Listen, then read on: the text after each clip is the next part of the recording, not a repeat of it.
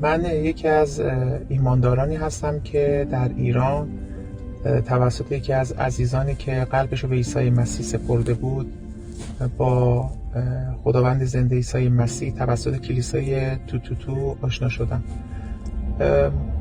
در ابتدای ایماندار شدنمون همیشه این نگرانی برای من بود که با توجه به اینکه ما تو ایران هستیم، محدودیت هایی که داریم، مشکلاتی که داریم و خب به شدت در یک شرایط خاص بسته هستیم، به چه شکلی ما میتونیم در واقع با عزیزان کانکت بشیم.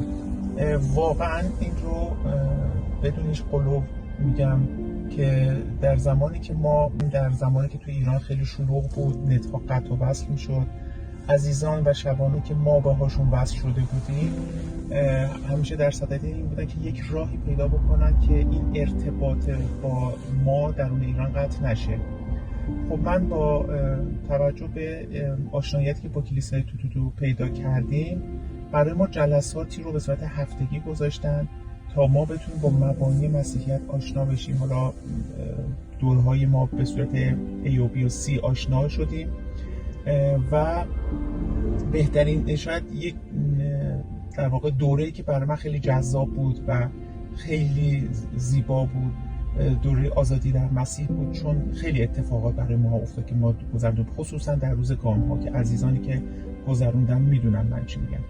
و بعد آشناییت با در واقع نویسنده‌های بزرگی مثل آقای جان بیور که معرفی کتاب‌های ایشون در اپی که به ما داده بودن به نام اپ چشمه که ما اونجا میتونستیم سمینارها، مقالات، حتی فیلم‌های مسیحیت و کتاب‌ها رو اونجا دریافت بکنیم، در اختیارمون قرار دادن. و توسط کلیسای 222 ما، خود من شخصا 2 بار به ترکیه دعوت شدم بابت سمیناری که گذاشته بودم،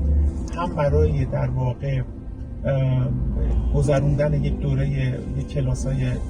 در حد شاید مثلا یک هفته و بعد آشناییت با خواهر برادران روحانی و ایماندارم و شبانایی که ما باشون در ارتباط بودیم و این شاید واقعا بسیار برای من جذاب بود که تونستم